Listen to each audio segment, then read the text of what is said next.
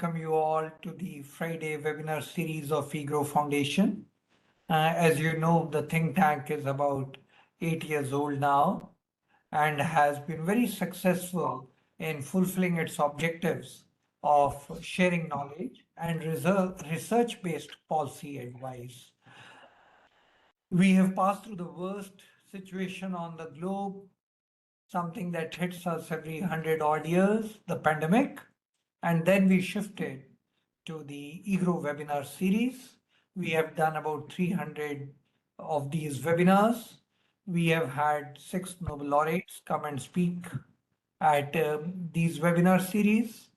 We have had a blend of the best minds from across the world, Indians and non-Indians, come and speak on issues both domestic and global. We also had good luck during the G20 meetings where India was the president. We hosted 11 webinars for the new international economic order, 6 on women empowerment, 6 on climate. We continue that journey of talking and discussing contemporary issues. At this point of time, as you are aware, we are chasing the dream of Viksit Bharat, a dream which Prime Minister has given us, and we as economists in the country are obviously wedded to the idea of having a Viksit Bharat. Economists have a big role to play in it, and I think all the economists in our country whom I've met at different economic associations feel committed to this idea. While EGROW Foundation is fortunate, for Niti Aayog, we had prepared a document, Vision India 2046-47. We feel fortunate that we had an opportunity to contribute. I think the road is long, the forest is dark, and we have to navigate through this. The global situation full of uncertainty, and last 6 months have been more full of uncertainty. But India is shining bright. While everybody was saying in the global uncertainty, India's growth may not touch the 6.5% anticipated projected earlier. We surprised everyone by recording 7.8%. India, with its teeming millions, a very young demographic country, and this demographic window is only available for about 20 odd years. I think great opportunity is with India. The zeal of an Indian, the passion is unbelievable. In the midst of all this uncertainty, there are thoughts. If India is growing at 6.5%, can it become Viksit in 22 years? At the end of the day, Viksit will have some definition. If you take per capita income, it should be around 17,000 US dollars. Other parameters also can be defined. Today, we are $2,880. While we are dreaming to be Viksit by 2047, Indonesia, a close competitor, is also celebrating its 100 years in 2045. And they are also working towards the same dream of achieving or multiplying their per capita income. So other countries are in competition with us already, while we are in competition with China and other countries. It's a race. The skepticism is with 6.5%, can we grow our per capita income from 1,880 to 17,000? While some economists like me have argued, if Korea can grow at a blazing rate of 8% between 62 and 89, world full of turmoil even at that time, the dollar getting decoupled from gold, the oil shocks, and if China can grow at 10%, between 1980 and 2012, and world wasn't very much at peace at that time either. Russia crumbled, Iran-Iraq war was happening. In a way, oil shocks happened. During that very time, the price of oil shot up to $140 a barrel. The global financial crisis happened of all the things, and still China could grow. Therefore, I think we need to buckle our shoes, put the right strategies, and prepare for at least a 9% growth. As an economist, I can think like that. But then, amongst us, in the midst of all of us, is Mr. Shiv Khera, educated at Sri Ram College of Commerce, most prestigious college of our country, written the best-selling books, motivational speaker, tested the times, the political situation, contested the Lok Sabha election. He has done it all. And then he wrote the book, You Can Win. That is why we at EGROW thought we need Mr. Shiv Khera to come and talk to us amidst this uncertainty which is coming in the minds of many people in our country. Mr. Shiv Khera needs no introduction, not in this country, not on this planet. He is known by all and he is known very well. But the beautiful thing that I would like to share with probably you might not know is that his book, You Can Win, has sold nearly 3 million copies in 16 different languages. So we invited him to come and speak to us and share his thoughts on our journey towards Viksit Bharat. With that, the space is yours, the mic is yours, Mr. Khera. Over to you.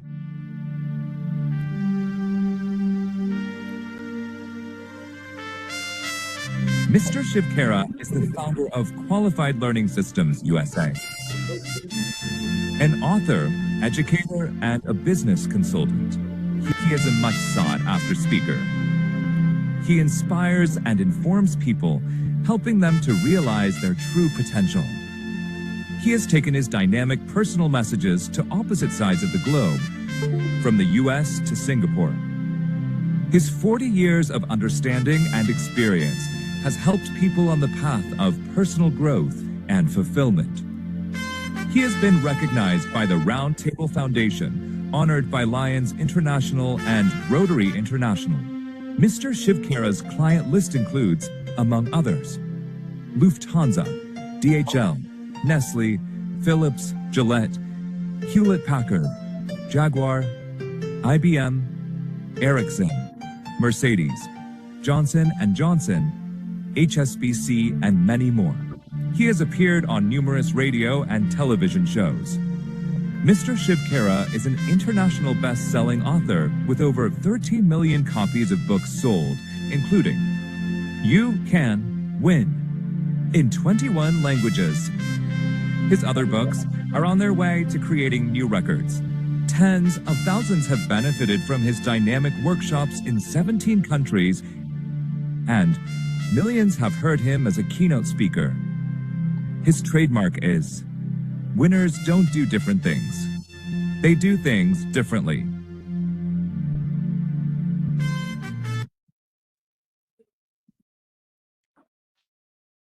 Thank you, sir. Virji, thank you very much. I'm grateful to you. I want to thank Dr.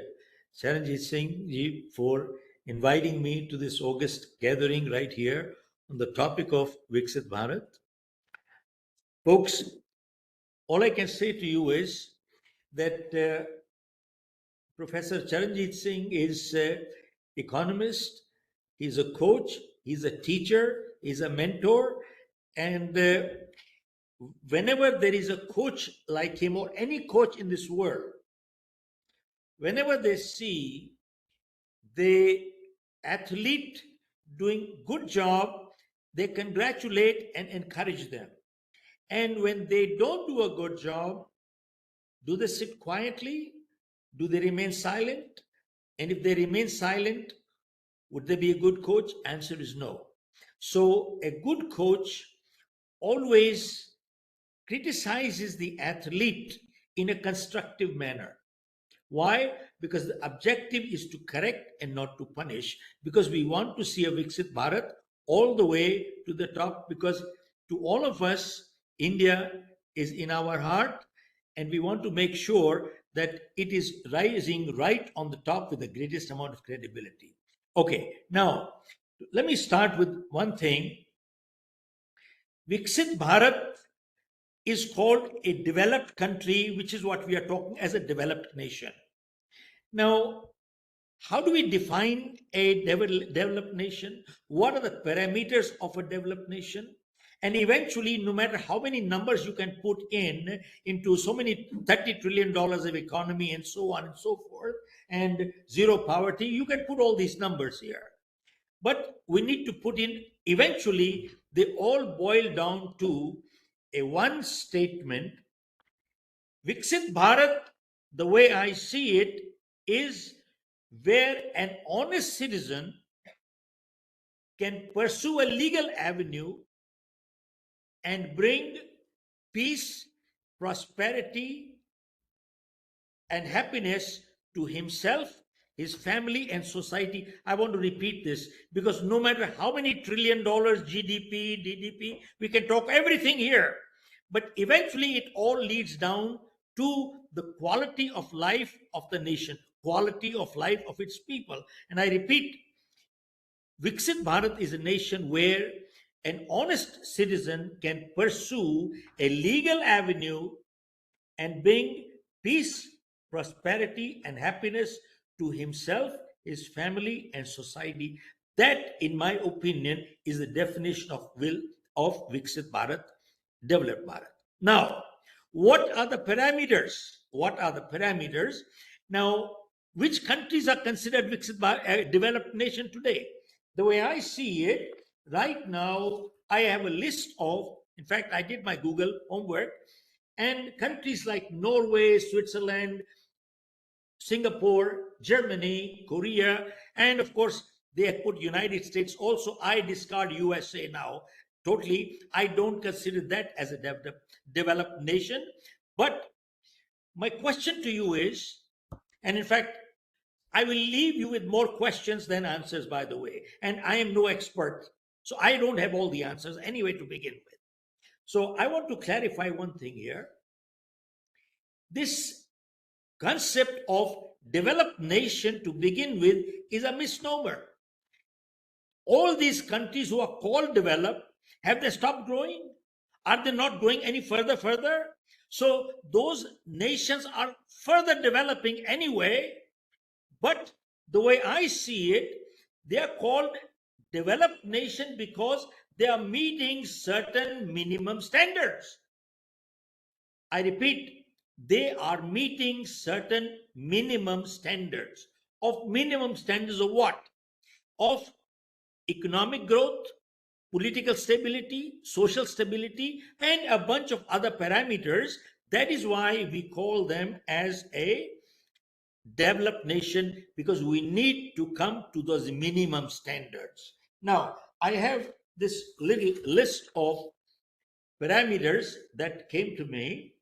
Zero poverty, 100% education, school education, affordable health care, skilled labor, economic environment, 70% women, and making India a food basket of the world. Now, since Birji brought me on the book You Can Win, I want to bring one point here, that companies and countries, to succeed in life, we need two things. We need the skill and we need the will. One without the other will not do the job. They are both important. But between the two, will is a little more important than skill. Okay, why do I say that? See, we work with many companies and we find they do tremendous strategic planning. They're great at it. Now, what is strategy? Strategy is your skill set.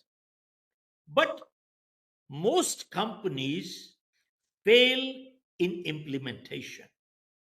Now, why do they fail in implementation? Because who has to implement?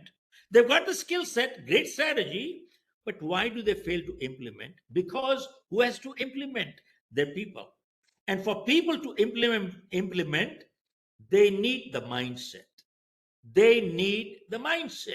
Without the mindset, your best skill set and strategy will not work.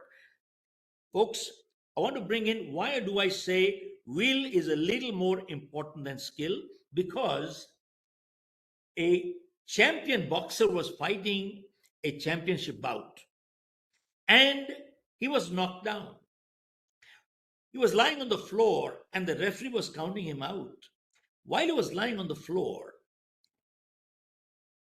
he said to himself, at that time, he said, it was not my skill that picked me up. What skill? He already beat me. At that time, it was my will that kept saying to me, get up one more time, get up one more time, get up one more time. He said 20 times it said, get up one more time. And he said, I just got up and then I knocked him off and then I became a champion. So the same thing applies with a nation. Same thing applies with India and all the countries who have done well. We need the will to do the job, which is crucial. And all I can say to you is, in sum up in one sentence or two sentences, and will is our positive attitude. Now keep in mind, positive attitude will not do the job. The boxer, when he used to go into the ring, he used to keep saying to himself, I'm the greatest, I'm the champion, I'm the greatest, I'm the champion. What was he doing? He was creating a mindset. He was psyching himself up. He was building his mindset. I'm the greatest, I'm the champion. And that means he was tuning his mind to positive thinking. Now, I can't see you people here, but I might ask from you. With positive thinking, everything in life is possible. Probably you will say, yes, that is true. I totally disagree with you. Folks, I don't care how positive I am. I cannot do a bypass surgery on you and have you live. You'd be dead. Folks, while this boxer, while he was psyching himself up and saying, I'm the greatest, I'm the champion, he was not sitting in the living room watching TV, having popcorns. He was in the ring punching the bag all the time. Punching the bag all the time. Now, hear this. Positive thinking does not guarantee success. Positive thinking with positive efforts and actions increases our probability of success. I repeat one more time. Positive thinking does not guarantee success. Positive thinking with positive efforts and actions increases our probability of success. So it is crucial. We need to do our job, which is the will part. Okay, now let us come back to the question here. The countries that we are looking at, why do we call them as developed nations? And I look at three parameters: economic parameter, political parameter, and social parameters. Now, let us look at one thing at a time, which is the 6 steps that was brought in by the Prime Minister saying we want zero poverty. Now, question is, why do we have poverty? Poverty is related to economic growth, is it not? Totally related to economic growth. Now, I had a person from Niti Aayog once address ahead of me, and he said, our GDP is rising up by 7.5, 7.9%. It is going up. And we are putting in 5, 6, 7 lakh crores in skill development. And we need that. And he went on and on for half an hour. And we are the fastest growing nation in the world. That is true. Okay. But as Dr. Singh just mentioned, at 7.8% growth, we are not going to reach $30 trillion in 2047. It has to be double digit. It has to be double digit. There is no other answer. China grew at over 10% for 25 years. That's how they reached. Now, I must make a comparison here between India, Germany, Japan. Why three nations are important? Japan was totally destroyed in 1947 when we got independence. Germany was totally wiped out. Their men folks, even 14-year-old kids, Hitler gave them the gun and said, go fight, and they were dead. Germany did not even have men folks to fight. Their boys did not have, their boys were gone. Their women folk built the country. Their women folk built the country. They had nothing. They were destroyed. And Japan was totally destroyed. And why I want to bring in Singapore, Singapore got independence in 1965. It was the corruption capital of India, or the globe. It was totally a corrupt nation. Drug distribution was the only thing that was going on. Most corrupt country and crime infested. But one man came in, and sometimes people say comparing with Singapore is unfair. Well, why unfair? They say it's a too small a country. Well, they have no resources. They don't even have drinking water. India is a big country. It has big resources. India has big resources. Yet, those countries knocked us off. Japan, Germany, Singapore. Why is that? Why is that? Now, let me share with you one quick example of economic growth of a nation is required is taxation, economic environment, conducive, and multiple other reasons why people will bring in your wealth, and it will ease out unemployment. Now, one point I want to bring in is that 7.9% or 8% of GDP growth that we have today in India, 90% of that growth goes to only 100 families, and 84 crore people are on subsidized food. They don't have food to eat. 84. These are government figures, by the way. And this is nothing to be proud of. 84 crores. So literally 100 families are getting 90% of your GDP.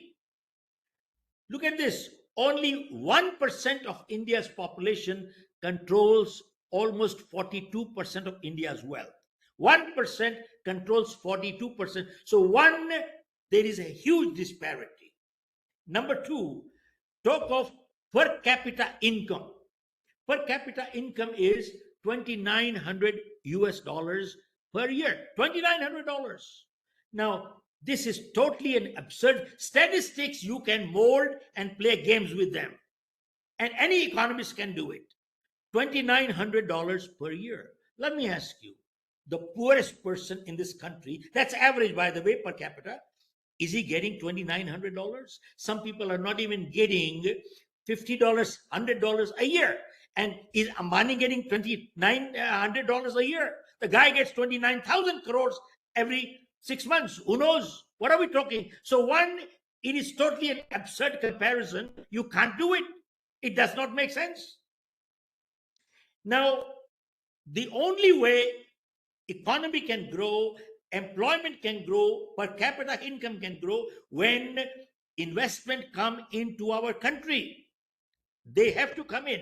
Now, why don't they come in? Why are we still here? Why is Japan where it is? Why is Germany where it is? And why Singapore has become the financial capital of the world, not Asia anymore. Not Asia anymore. It is the financial capital. Hong Kong is behind. Those days are gone when Hong Kong used to be. And London is behind, no more. And neither is New York anymore. Singapore has become the global capital. Why is that? Because of integrity, lack of bureaucracy, ease of doing business. I remember when I set up my office in Singapore.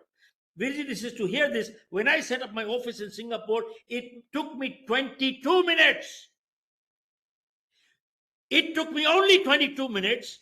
And I'll tell you what took me 22 minutes. 9 minutes it took me to get my telephone hookup, 11 minutes to get my electrical hookup, 90 seconds to get my driver license. That's all. I was ready to do business in 22 minutes. Show me one country in this world where you can do business like this.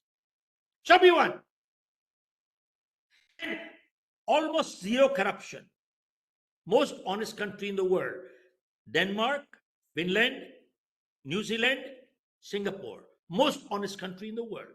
Now, this is what we are talking: ease of doing business, no crime, bureaucracy is pretty much non-existent, and yet the country is working. And one of the best healthcare in the world, also in Asia, best education system in the world also. Why have they? How did they do it?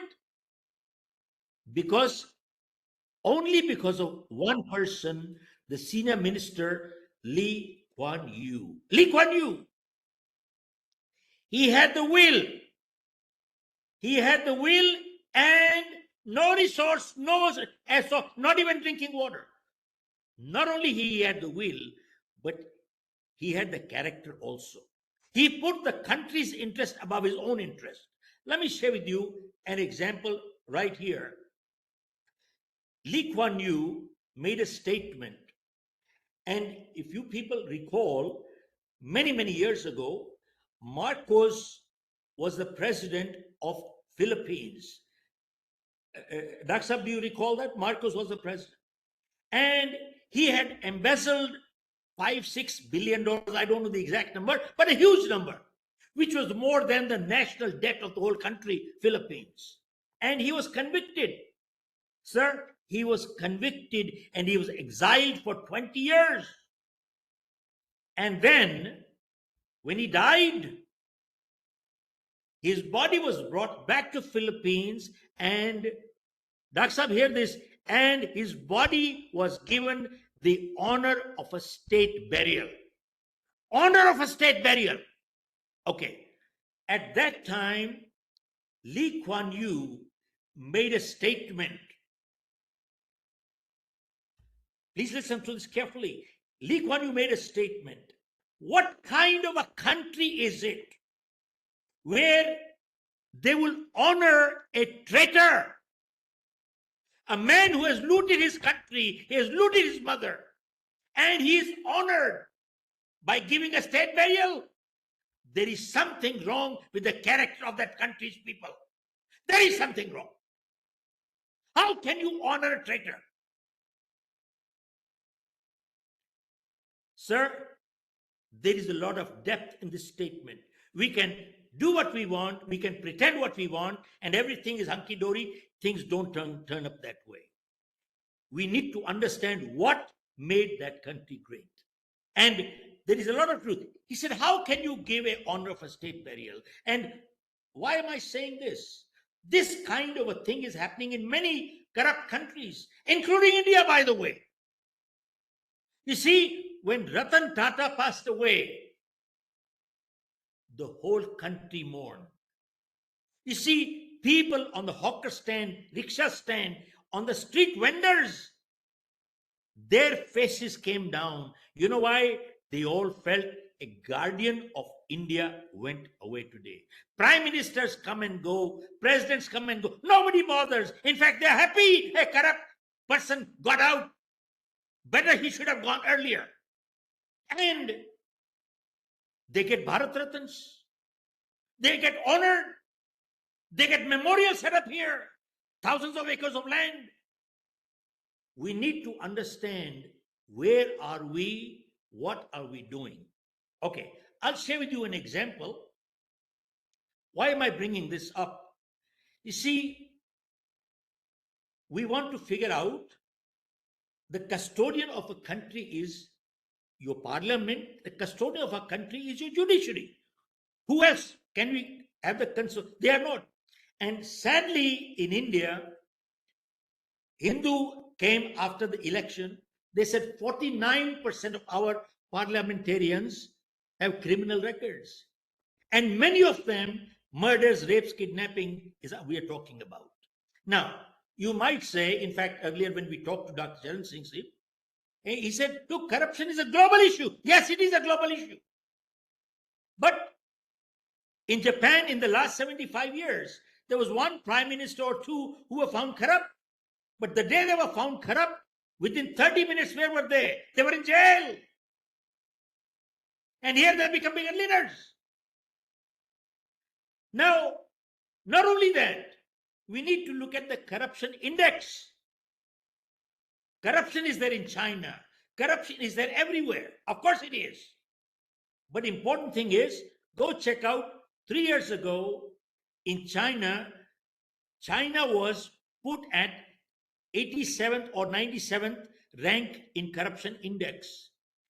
Their corruption has gone down and they have come up to 63. That means they have crossed 20 points and they become more honest. And 3 years ago, one of the ministers was found corrupt with $200 million.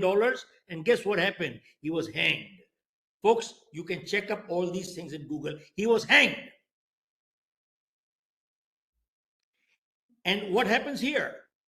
Go through the judiciary. It takes 25 years. And not only that, in Singapore, only a couple of years ago, one member of parliament, minister, his name is Ishwaran, you can Google it, Ishwaran, found corrupt. And it was, they took some gifts and so on, equivalent to something like $300,000 or something like that. He was in jail. So yes, corruption is a global issue. It has existed 5,000 years also. It is not new today. But the point is, they are taking corrective actions here. We are encouraging such things by not doing anything. Why? Because our judiciary is not doing our job.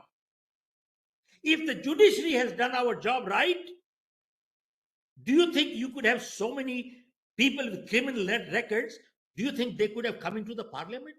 Had the judiciary done the job right? Today, there are 5.5 crore cases pending in India. 5.5 crores. And just to clear the backlog, it will take 350 years. 350 years. So what is the system doing? Average case takes 20 to 25 years. This system does what? It protects the criminal and penalizes the honest person. Today, honest people don't want to go to court. Why should they? How can they? Do you get the justice? That is the big question. And I'll give you a case. And India's ratings, we were at 90 something, 91. We have not now become 98. That means we have gone even more corrupt now. This is where we are. What is the trend? Which direction are we heading towards? And our unemployment, there is give or take about 40% unemployment or unemployment put together. Unemployment, underemployment, and employability. There are three issues here. Okay. Now, I'll share with you an example. You see, POSCO, South Korean company, wanted to bring $12 billion to India to open up the world's largest steel plant. 2007. And till 2017 to 17, they kept struggling with the bureaucracy and the corruption. They couldn't handle it. Eventually, they packed up and took back their money and left India. Tell me, is this how you're going to see Viksit Bharat? Is this how? Now, not only that, and I know at least 5 more people in New York, in Singapore, each party bringing $2-3 billion of their own money, no government subsidy. They wanted to bring in here.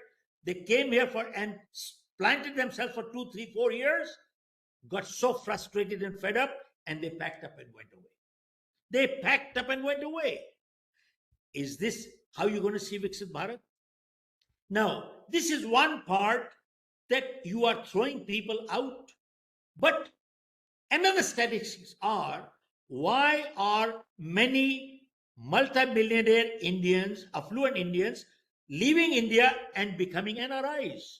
Just last year, more than 6,000 people became, in the last 10 years, many well-off Indians, they dropped their Indian passport. 8 lakh people from 2015 to 2025. 8 lakh people left Indian citizenship and moved on elsewhere. Why is that? We need to understand some basic issues here.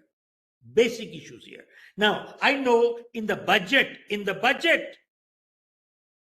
they are saying our health care is weak because we put in only 2.5% of our GDP in healthcare. All the other countries are putting 9% GDP.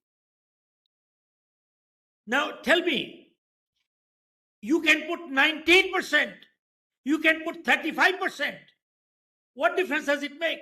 If it is not going to the right people, then what are you going to do about it? Why I say that, it comes back to, again, embezzlement, corruption. Why? Look at this.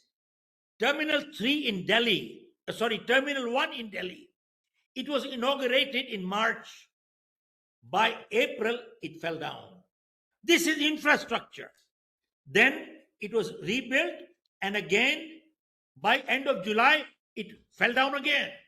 You tell me, one building, how many times do you do? And not only that, the statue of Shivaji Maharaj in Maharashtra, they built that huge statue with thousands of crores.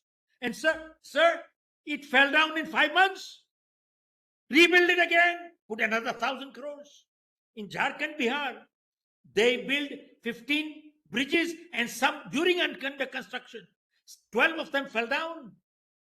Every time you build a road, within the first rain, all the potholes come in. You think you are going to build Viksit Bharat like this? What a joke. Folks, all I can say to you is, unless we are willing to face the mirror and look at it and be honest, it will only remain a dream. And for a dream, go to sleep and nothing will happen here. And we will keep doing webinars and seminars and podcasts like this. And sadly, it won't do the job. We need to understand what is the magnitude of the problem here. You see, look at the India problem here. Cases take 25 years to resolve. And one more thing, what has created a big issue here is population issue. We are exploding. We are $1.6 billion. The government figures are 1.45 billion. This is a government figure. By the way, Aadhaar card is issued to 135 crores. And the balance are without crores. And even the Supreme Court has accepted that there are 5 crore infiltrators from Bangladesh and Rohingya here. And other estimates are 10 crores. The actual number is 165 crores. And by the time it is 45, you feel the numbers are going, the demographics are changing here. 10 crore infiltrators have come into this country. They have invaded the country. Population explosion is there, leading to what? Malnutrition, healthcare problem, education problem, crime, malnutrition, everywhere. It is just going on and on and on. How can a person walk into a country, 10 crore people, the country has been invaded? See, you can see Viksit Bharat. If you will have a Bharat, are you heading for one more partition? Are we foolish? Or we pretend to be blind? We just pretend to be blind. We are positive people. But positive people means we forget to see what's going on. We need to understand where are we. Everywhere as you go along, Northeast, if they want separate countries, separate this, separate that. In Maharashtra, only 3 months ago, anybody who cannot speak Marathi are being beaten up and kicked out. Is this you're going to have a Viksit Bharat? We are having caste problem, communal problem everywhere, reservation. Merit is no consideration. Is this how you're going to have Viksit Bharat? What Viksit Bharat are you talking about?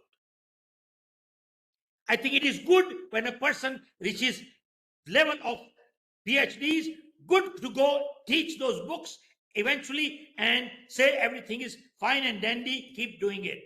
It doesn't work that way. Folks, the real world is very different. In Singapore, cases are settled in 1 year, less than 1 year. Even in places like Rwanda, Kenya, 6 months, Kenya, 1 year. Why do we take 25 years? Now, question, we want to see a Viksit Bharat. We do want to see a Viksit Bharat. We cannot talk of the problem only. We have to solve the problem. We cannot let our country go to dogs. We cannot. Okay, what are the answers? Okay, in this country, there are 3, 4, 5 very clear answers I'm sharing with you. In fact, we need very strong, good leadership who puts nation above themselves. I'll give you an example here. Country above. We can't divide ourselves and create infighting. I'll share with you example how we are destroying our own nation. Virji, this is very crucial, how we are destroying our own nation. In 1999, election was due in in Rajasthan. At that time, Atal Bihari Vajpayee was the Prime Minister. He went to Rajasthan and he declared all Jats as backward. Go through history. Go through history. How can Jats become backward? When did they become backward? How did they become backward? He just declared Jats as backward. Everybody was shocked. How did Jats? Now what happened? He won the election, but the country lost. Hear this. He won the election, but the country lost. After that, the problem started in Haryana, UP, even in Delhi. Right now, in the last election, people said, they declare them as backward. Why? Vote. Is this how you're going to see Viksit Bharat? By destroying our own people? Sir, and many of them, they get Bharat Ratnas. Is this what the answer is? Folks, we need to get our basics right. And our basics are, we have to put national interest above our own interest. There are answers. Tell me something. Many countries, in fact, there are somebody who's filed a PIL, one nation, one election. In India, I think almost till 1970, we used to have one election. Center and state election used to be all at the same time. But now, every 3rd, 4th, 5th month, there is an election going on somewhere. And what is the biggest drawback? Because the Election Commission puts a model code of conduct. And when they put model code of conduct, it says you cannot put certain policies into place because of model code of conduct. So you cannot implement and put what you want to do. Are we not destroying our own system here? And forget the financial cost, that is another issue. Okay, now to get good people into the system, only good people will create good laws. Today it has become difficult to figure out whether a criminal is a politician or a politician has become a criminal. You can't tell the difference. 49% of the parliamentarians are with criminal records. So now what I have done is, I have filed a PIL in the Supreme Court. And I have said that Nota should be treated as a candidate.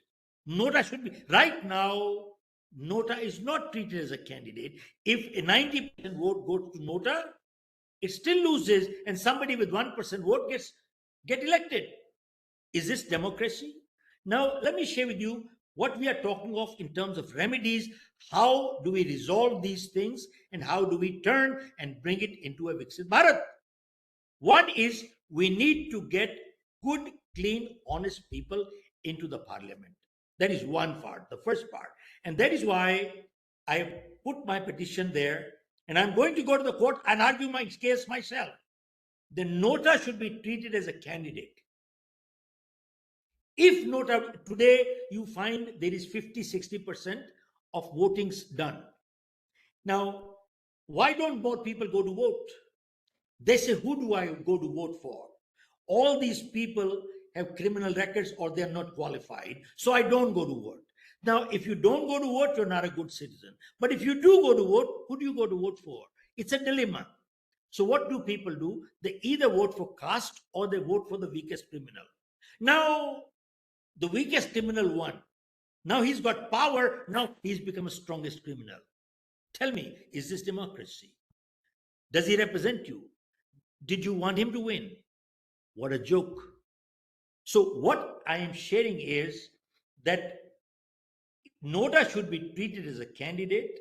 If Nota wins democratically, then all these candidates should be disqualified from that one constituency only for that one election and one upcoming election.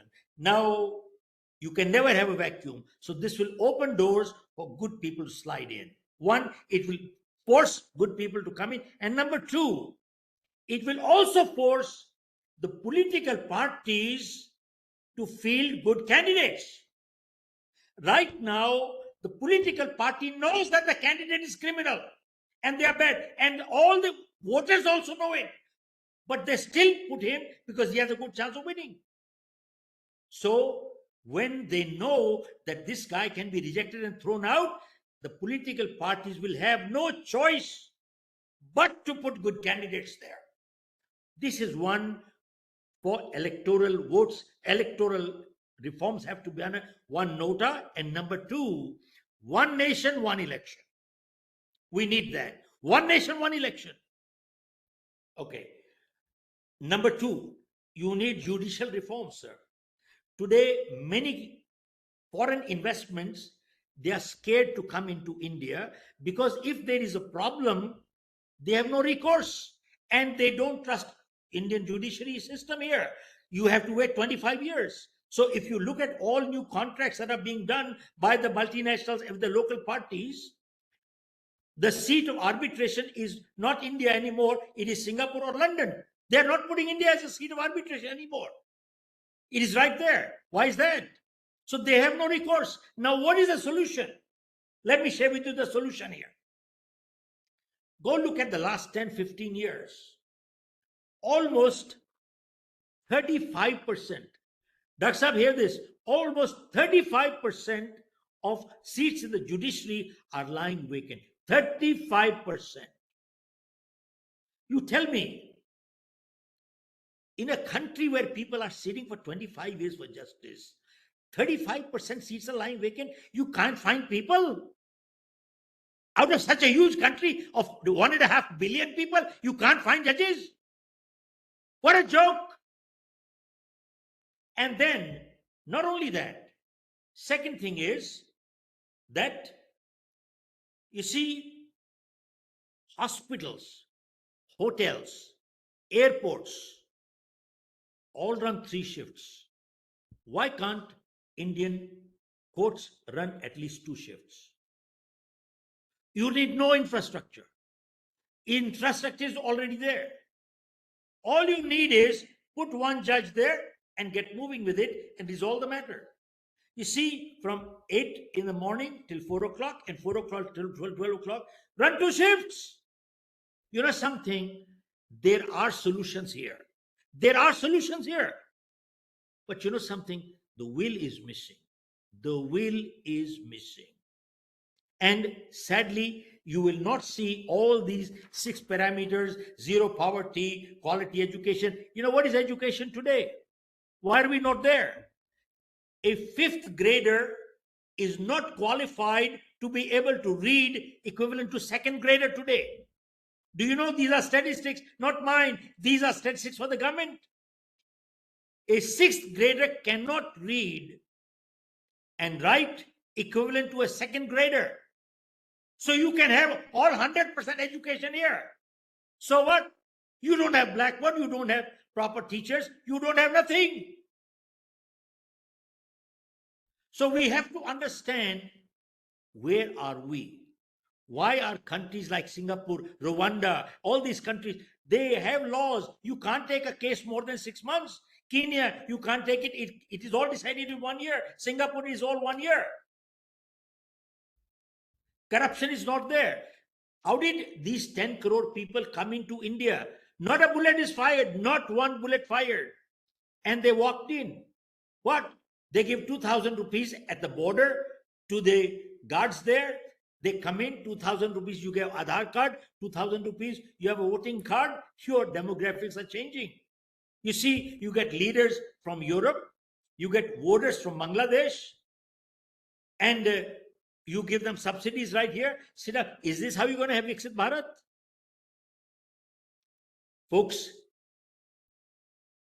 look, bottom line, the most important thing is we need to have good people into our country, and nations are not built on skills. We are putting so much money on skills. I just want to close this right here by saying countries are built on character and not on skills. And let me share with you one last thing, and that is, I was addressing a group of close to 1,000 doctors one time, and a Niti Ayog senior person came in. He was addressing ahead of me, and he was saying we are the highest GDP, 8-9% growth, whatever it is. And by the way, Professor Arun Kumar from JNU, he said, no, our growth has been eaten 5% by our black money. Do you know money laundering is legal here, Charanjiji? Money laundering is legal here in this country. Bureaucrats, politicians, business people, because agricultural income is tax-free. They take all the bribes and declare it agricultural income. Including our minister, the previous minister in Congress, he said, I'm growing cauliflowers in flower pots. Gobi nikal raha tha flower pots se, and declaring crores of income. How do you like that? Who's paying for it? Sir, you don't need MBA, PhD, finance to understand where is the problem. This is so clear. It is evident. This is as clear as daylight. So we need to get good people. We need to change laws. We need to bring these. And they could have done it easily. They had majority. They had majority. For 12 years, they had majority. 350. They could have done it. How did they get rid of Article 370? Well, just the way they got rid of Article 370, they could have done all these things here. All these things here. Why didn't they do it? You know what is missing? The will is missing. I just want to close here.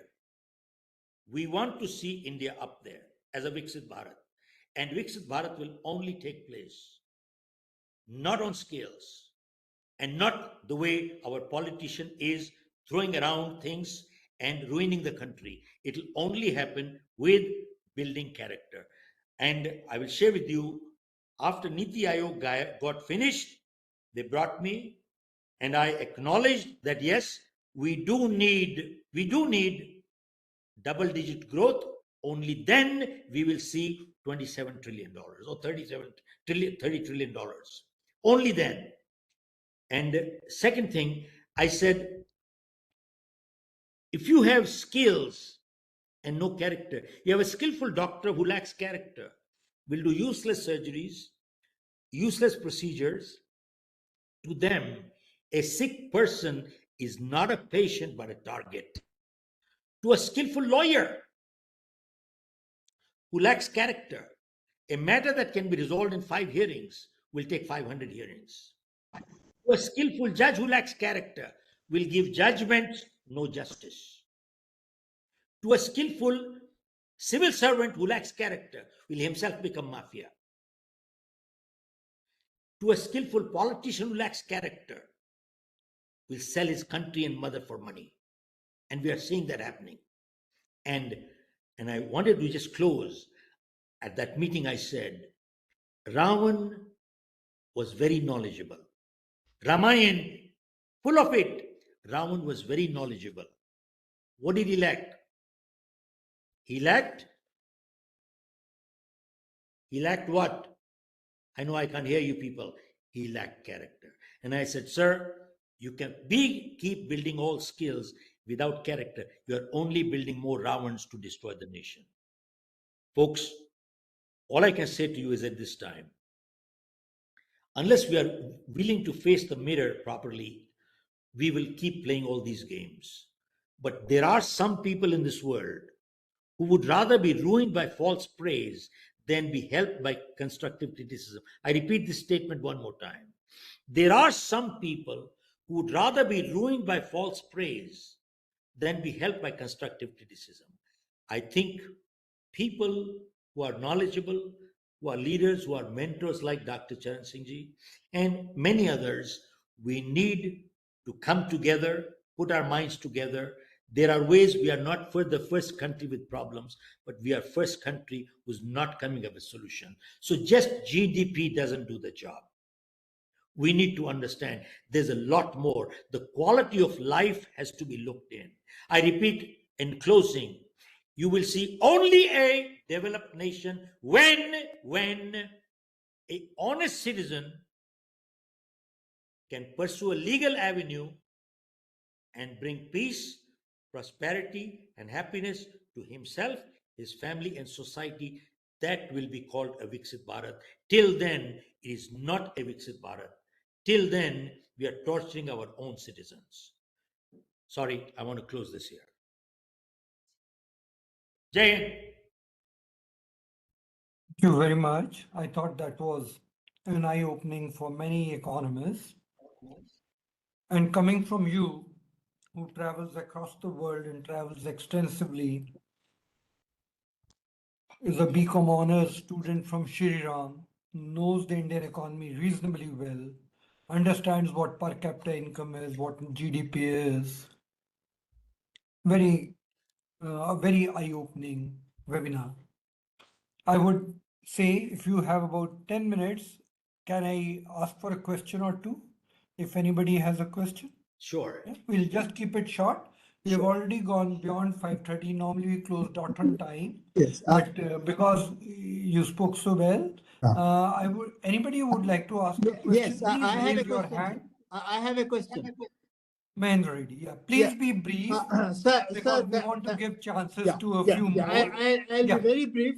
Thank you, sir, for your excellent presentation. Thank But I still want to know what is it that you want to do to build the character. For example, national education policy, which was approved by the cabinet, focuses both on human excellence and academic excellence. Are we not then, since last 5 years, are we not trying to focus on human excellence as an integral part of higher education system? What else should we do? What is the remedy? What is the solution? You have identified the problems. Can you give the remedy? Thank you, sir. Yes, sir. One nation, one education system. I repeat, one nation, one education system. One nation, one election system. One nation, one law. You want to bring one law. We want to bring parity here. Now, I just want to close this, sir, with one little thing, only one. And I may or may not completely agree with this example, and some of the other people may or may not agree, but this is not a debate. I'm just making a point, and please take it constructively, and let's stop right there. What do we need to change the nation? Yeah. I was doing a one podcast, and similar, I think it was with Smita Prakash or somewhere, I can't recall. And when we came to this point, they asked me, Mr. Khera, if you were the prime minister, sir, hear this. If you were the prime minister, how much time do you need to get this country on track? And what do you need? Sir, BG, please hear this carefully. I said, I only need 90 days. And I need my entire armed forces behind me. That's all. And within 90 days, this country will come back on track. I said, it has happened. Look at people all over. Many places have done it. And they said, how do you do it? Birji, please hear this very carefully. If you recall, the undivided Punjab, the first chief minister was Khera. And typically, the kids of politicians, many of them try to throw their weight around, gunda. They pick up the girls here, pick up anybody, and you don't know who I am and who know my father is. And same thing, Khera's son started doing. And this is, by the way, you can Google this also. This is nothing private. And they started doing the same thing, troubling girls and so on.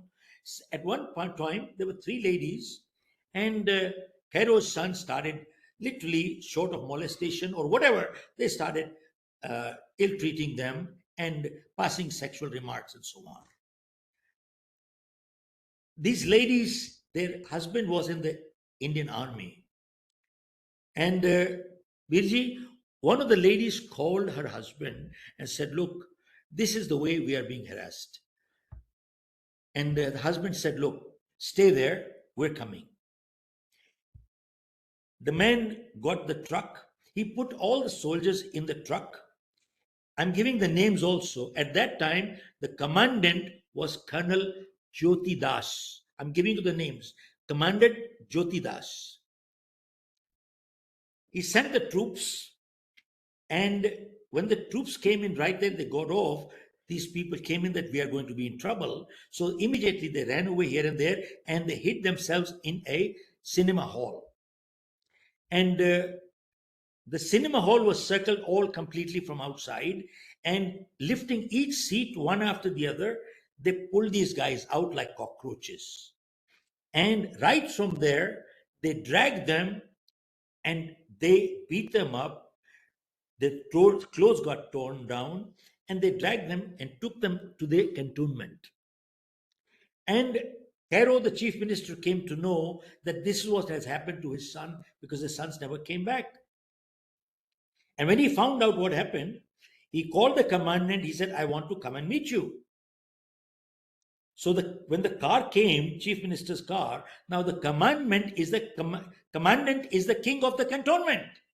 So the commandant said, Khera's car will not enter this cantonment. Khera had to get off his car, and he walked down all the way to see his sons where they were being beaten up. When he saw that, he called Prime Minister Nehru that this is what is happening. They are beating up my kids. Save them.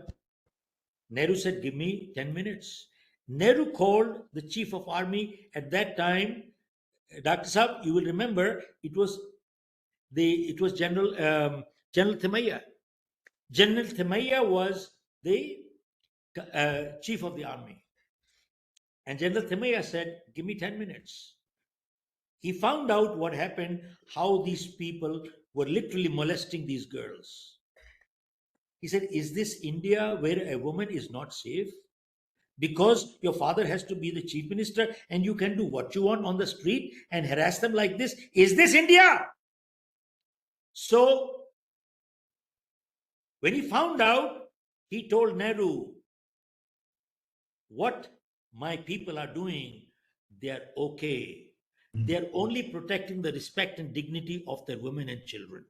And General Thimayya said, people who cannot protect the respect and dignity of their women and children, they cannot protect the dignity of this nation. Shut up and get out. Thank you very much. Jai Hind. I want to close this here. I don't want to take any more. Thank you. Thank you. I must And thank you. that's the kind of leadership you want back again in India. Absolutely. I think we have had a very interesting, very, very powerful, and I think a thought-provoking webinar today for economists and for thinkers and for policymakers. We have to think, what do we mean by Viksit Bharat? Has it to be only jargon? Has it only to be per capita income? Has it only to be some parameters defined by one country or one multilateral institution? According to Mr. Shiv Khera, I think he's made a point. The point that he's making is it has to be correct. A country with the character is the most important thing. And when he says character, he means a lot in it. So I think today's webinar, in a way, shines a new light on the concept of Viksit Bharat. While we can work for zero poverty, we can work for good healthcare, we can work for good high quality education, women's labor force participation, country becoming the food basket for the world. The bottom line is we have to have a character. I also agree with him. If there's a doctor, well qualified, with all the degrees that one can inspire confidence in seeking treatment, handing over one's own body or mind to the doctor. But if the doctor has a reputation that no character, how many of us would like to go to that doctor? How many of us? So I think the point which Mr. Khera is making is well taken, and I think is a very important point for all of us in public policy making. So I want to thank you for sparing the time, for coming and talking to us. Thank you, And I sir. know you prepared for this talk, so I want to thank you for that. Thank you, sir. I have 3 more important announcements to make. One of it is, in the world today, in midst of huge global uncertainty, IMF has recently come out with a regional economic outlook.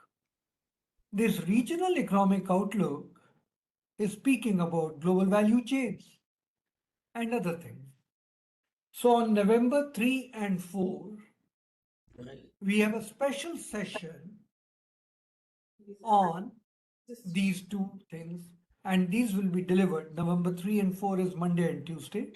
Special session on the world economic situation, global value chain, and these will be addressed from Washington, D.C., headquarters of the IMF, and therefore they'll be little late in the evening. Next Friday, Mr. Khera spoke about malnutrition. Next Friday, we have a study on malnutrition from 4:30 to 5:30. It'll be chaired by Dr. Arvind Virmani, the member of Niti Aayog, and also co-author of the study. And the study will be presented in detail. The focus will be child nutrition and mortality. So I'm going to request each one of you that please find time so that we can work on this nutrition issue, which Mr. Khera also mentioned repeatedly. Child nutrition is something very important. So next week we have child nutrition, and Monday and Tuesday after that, November 3 and 4, we have the World Economic Outlook, the case for global value chains, and then the investment efficiency and capital allocation. With that, let me thank once again Mr. Khera Thank you, sir. and all of you to be with us on this Friday evening. Thank you very much. Mr. Khera, this is the Diwali weekend Thank you, sir. and Bhai Dooj. And I think your talk has awakened us in a very big way. Thank you, sir. And happening, you took the example of Ram, you took the example of Ravan, and where you brought in the point of character. Diwali is a festival of character building. Right, sir. It's a Thank you. festival of Lord Ram who stands so steadfast on his character building. And your focus today has been on character building. Thank you, So I sir. want to thank you so timely that in the week of Diwali, we had you over and you have woken us up and guided us. Thank you, sir. Thank you very much. Thank Thank you. you.